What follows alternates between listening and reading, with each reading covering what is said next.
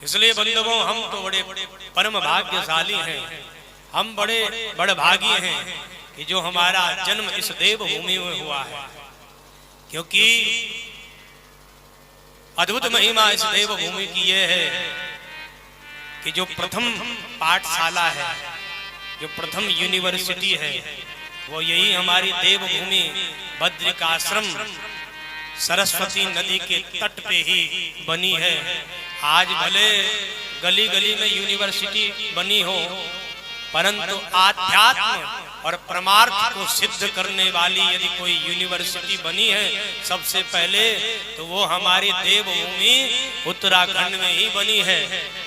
स्वार्थ और व्यापार के लिए भले ही सब जगह आज स्कूल कॉलेज यूनिवर्सिटी खुली है, पर परमार्थ और उस सत्य का बोध करवाने के लिए ही वेद व्यास जी ने प्रथम पाठशाला, प्रथम यूनिवर्सिटी की स्थापना करी है, जहां 17 पुराण, 4 वेद और परमहंसों की सहिता श्रीमद् भागवत का प्रतिपादन वेद व्यास जी ने सरस्वती के नदी तट पे किया है।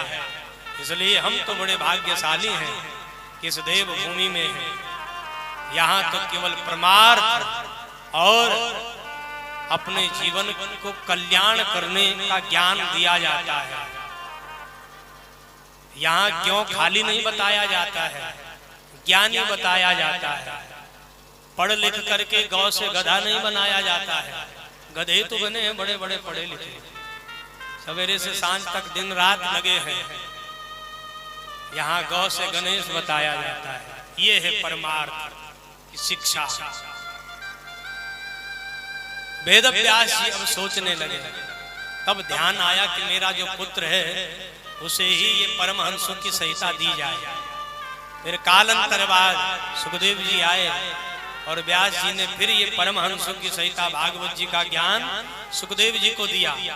और सुखदेव जी इस परमहंसों की सहिता भागवत जी का ज्ञान प्राप्त करके फिर वन में चले गए।